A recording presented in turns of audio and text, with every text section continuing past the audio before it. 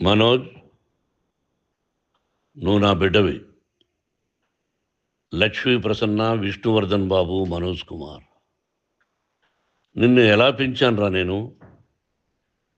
అందరికంటే నిన్నే గారాభంగా పెంచానురా. నీకే ఎక్కువ ఖర్చు పెట్టి చదివించాలని ప్రయత్నం చేశానురా. నువ్వు ఏది అడిగినా నేను నీకు ఇచ్చానురా. కానీ ఈ రోజున నువ్వు చేస్తున్న పని బిడ్డల గుండెల మీద తంతారంటారే, అలా తన్నేవరా.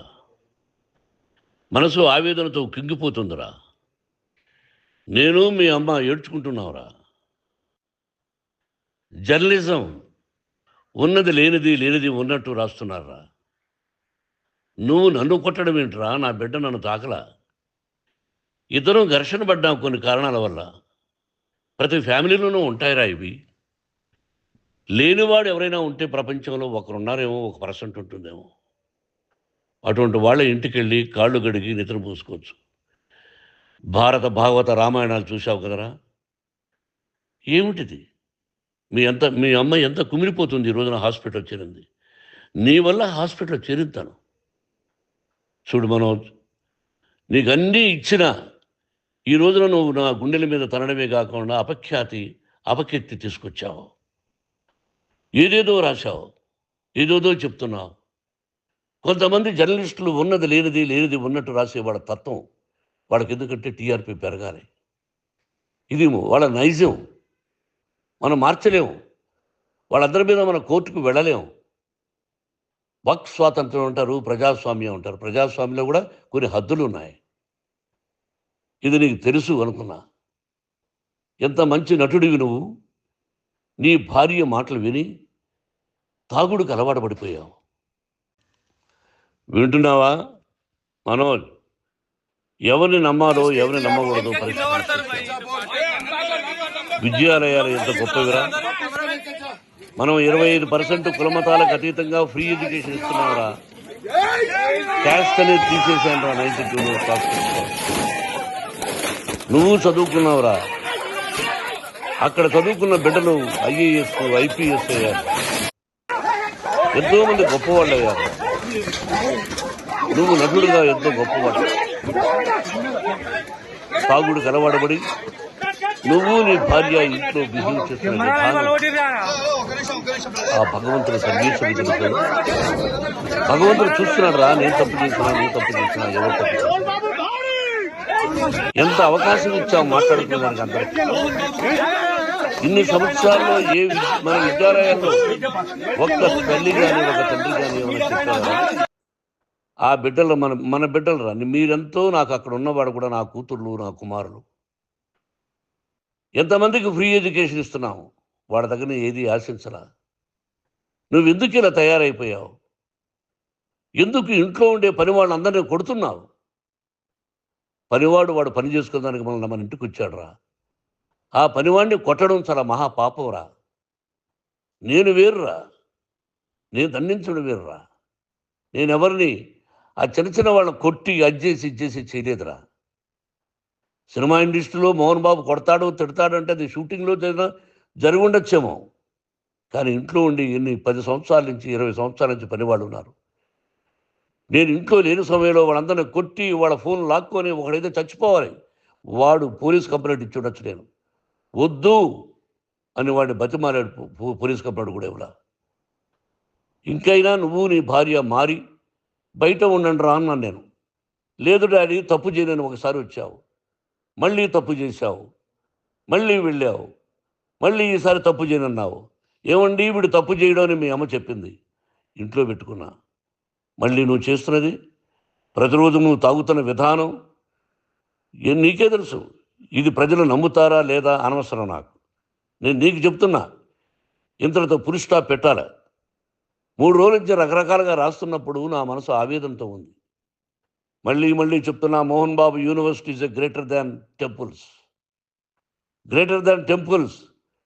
బిడ్డలను కాలేజీలో చేర్చుకునే ముందు చెప్తారు, అన్నయ్య ఎంత ఉంది యూనివర్సిటీ రూల్సు, ఇది మా పద్ధతి, మీకు ఇష్టమైతే చేర్చండి.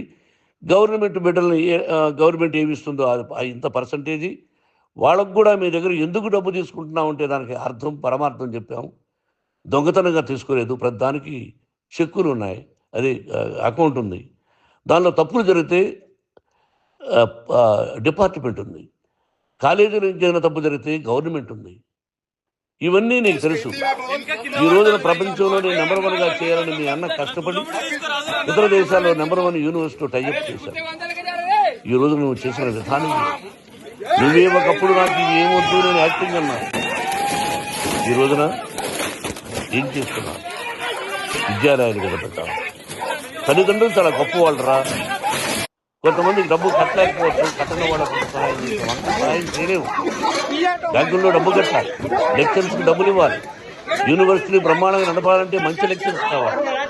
ఇవన్నీ తెలిసి చేస్తున్నారా 32-33 సంవత్సరాలు. అది పక్కన పెడితే అన్ననే కొట్టడానికి వస్తావు, నీ అన్నం తిడతావు. ఒక వ్యక్తి వినయ్ గారు అనే వ్యక్తి హెల్ప్ చేయడానికి వస్తే ఆ వినయ్ ఎవరు లబ్జాగా చంపేస్తాడు వాడు. ఇవన్నీ ఎంత తప్పు. అంటే మీ నాన్నగారికి ఎవరు సహాయం చేయడానికి వస్తే వాళ్ళందరినీ లజ్జా కొడుకులు అంటావు, చంపేస్తానంటావు. మీ అన్నను చంపేస్తానన్నావు, చంపరా చూద్దాం మీ అన్న. నేనే అన్నా, తాకరా నీ ధైర్యం ఉంటే అన్నా. ఎంతమందిని చంపాలనుకుంటున్నావు, ఎంతమందిని చేయాలనుకుంటున్నావు, నువ్వు ఏం సాధించాలనుకుంటున్నావు ఆలోచించుకో. ఈ ఇంట్లోకి అడుగు పెట్టడానికి నీకు అధికారం లేదు. ఇది నా కష్టార్జితం. మా నాన్నగారు 10 రూపాయలు 10 పైసలు కూడా ఇవ్వలేదురా. మంచి జన్మనిచ్చాడు మా నాన్నగారు. మద్రాసుకు వెళ్ళి వీధుల్లో అడుగు తిన్నాను రా. ఒక పూట కూడా భోజనం లేకుండా అడుగు తిన్నాను రా. న్యాయంగా మోహన్ బాబు తిడతాడు కొడతాడంటారు కానీ మోసగడం అనలేదురా. నీట్ పార్లమెంటేరియన్గా బయట వచ్చాను రా. నువ్వు నా పరువు ప్రఖ్యాతులు మంట కలిపావు. ఏమిటి నేను చేసిన అన్యాయం? నీకు జన్మనిచ్చాను, అదా నేను చేసిన పాపం. అందుకే ఇది నా ఇల్లు అన్నావు. నువ్వు నీ ఇల్లు కాదు, నీ కష్టార్జితంతో నువ్వు సంపాదించుకున్న ఇల్లు నీది. ఇది నా డబ్బు, నా కష్టార్జితం. నా కష్టార్జితంలో నేను పిలిస్తేనే మీరు ఇంట్లోకి రావాలి.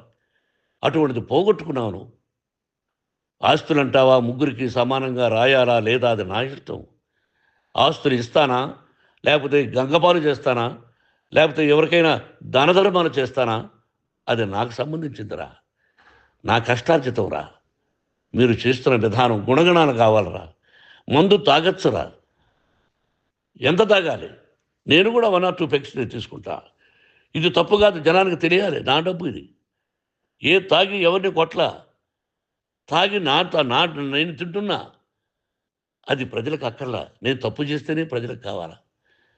ఇవన్నీ ఉన్నాయిరా, ఇవన్నీ తెలుసుకో. జర్నలిస్ట్ సోదరులారా, మీకు నా గతాన్ని తెలుసు, నా భవిష్యత్తు, నేను ఎక్కడి నుంచి వచ్చాను కూడా మీకు తెలుసు. ఈ రోజున మీరు రాస్తున్న విధానం, నా బిడ్డ నన్ను కొట్టాడన్నారు, ఎంత తప్పు. ఈ రోజున నా బిడ్డ మీద కోపంతో అవును చెప్పచ్చు, కాదు. వాడు నా మీద చెయ్యెత్తలేదు. నేను ఘర్షణ పడ్డాను. ఘర్షణ వేరు, గాయాలతో హాస్పిటల్కి వచ్చి కుంటుకుంటుగా నడిచాను. మళ్ళీ ఏమని పోలీస్ స్టేషన్ గురించి చెప్పారు. ఎవరో 2 ఉన్నారు, వాళ్ళిద్దరూ నా మీద దాడి చేశారన్నారు. నా ఇంట్లో పనిచేస్తున్న వ్యక్తుల గురించి పోలీస్ స్టేషన్ గురించి చెప్పవలసిన అవసరం అతనికి లేదు, హక్కు లేదు. పోలీస్ డిపార్ట్మెంట్ కూడా తెలుసుకోవాల్సిన విషయం. నా ఇంట్లో ఉండే వర్కర్స్ మీద నేను కంప్లైంట్ ఇవ్వాలి. నువ్వు పర్మిషన్ లేకుండా నా ఇంట్లోకి నువ్వు చొరబడి ఈ ఇల్లు నాదంటూ ఇంట్లో పనిచేస్తున్న వర్కర్స్ మీద కంప్లైంట్ ఇవ్వాలి. అది ఎంతవరకు పోలీసు న్యాయమో రూల్స్ చూద్దాం. పోలీస్ డిపార్ట్మెంట్ వాళ్ళకి రాశాను ఉత్తరం, అయ్యా నేను సీనియర్ సిటిజన్ని, నాకు రక్షణ లేకుండా ఉంది, నా బిడ్డ వల్ల నా ఇంట్లో తప్పించేసింది ఆయన. వాళ్ళు నాకు సమాధానం ఇవ్వకపోగా ఎవరిని పట్టించుకోలేదు. ఇప్పుడు పోలీసు వాళ్ళు వచ్చి ఏమండి రూల్స్ ప్రకారం నా బిడ్డ ఇంటికి రాకూడదంటే మాకు హయ్యర్ డిపార్ట్మెంట్, హయ్యర్ అథారిటీ వాళ్ళు ఫోన్ చేశారు, మీరు ఎవరిని స్టాప్ చేయొద్దండి, బయట నుంచి ఎవరైనా వస్తే వాళ్ళని స్టాప్ చేయండి అన్నారు. 2 రోజుల నుంచి 10 మంది 20 మంది వస్తున్నారు. వాళ్ళు అలా చూస్తూ నిలబడ్డారు, వాళ్ళు ఫోటోలు తీసుకున్నారు, వాళ్ళ మీద మళ్ళీ వదిలేస్తున్నారు. ఎవరిని నిందించాలి? But I give respect to the police department. వాళ్ళకి ఎవరు ఏ అధికారి ఫోన్ చేశాడో, ఆ అధికారికి ఏ పొలిటీషియన్ చేశాడో అది వాళ్ళకే వదిలేస్తున్నా. కాబట్టి వాళ్ళు పోలీస్ కంప్లైంట్ ఇచ్చినా కూడా మేము సంబంధం లేదని అంటున్నారు కాబట్టి నేను నా బిడ్డను నిన్ను నాపు చేస్తున్నా. నువ్వు ఇంట్లోకి వచ్చే అధికారం నీకు లేదు. నువ్వు వచ్చి నీ బిడ్డను తీసుకెళ్ళు. సంతోషం. నువ్వు రాలేదు, నీ బిడ్డను జాగ్రత్తగానే చూసుకుంటావు. Take care your daughter, that's all. మీ అమ్మ హాస్పిటల్లో అడ్మిట్ అయింది. రేపో ఎల్లుండో మీ అమ్మను పిలిపించి బాగైన తర్వాత ఇదిగో నువ్వు నీ కొడుకు బిడ్డను తీసుకెళ్ళి వాడికి అప్పచెప్పని చెప్తాను పోలీసు వాళ్ళ ఆధ్వర్యంలో. ఇది 100% జర్నలిస్టు సోదరులారా, పులి స్టాప్ పెట్టండి. మీకు కుటుంబాలు ఉన్నాయి, మీ యజమానులకు కుటుంబాలు ఉన్నాయి. మీ కుటుంబాల విషయాలు, మీ యజమానుల కుటుంబాల విషయాలు మేము ఎవరు జోక్యం కలుగు చేసుకోవాలా. మేము నటీనటులం. మాది తప్పుంటే నటుడుగా నన్ను ఫెయిల్యూర్ అని రాయండి, నా నటన బాగలేకపోతే రాయండి. బట్ ఇంటి లోపల సందులో నుంచి చూస్తూ తప్పు చేస్తున్నామని ఉన్నది లేనిది ఉన్నట్టు రాయకండి. మీకు నా హృదయపూర్వక నమస్కారాలు. ఇన్ని రోజులు హృదయపూర్వకంగా ఎంకరేజ్మెంట్ చేశారు. ఆ ఎంకరేజ్మెంట్కు నమస్కారం చేసుకుంటూ I love you all. I love you police department. మీరు న్యాయంగా ధర్మంగా నడుచుకోండి, ఎవరికి తొత్తుల్లాగా ఉండొద్దండి అని మనవి చేసుకుంటూ నేను సెలవు తీసుకుంటాను. Thank you very much for all the journalist. ఇక్కడ పులి స్టాప్ పెట్టండి, పులి స్టాప్ పెట్టండి. Thank you very much.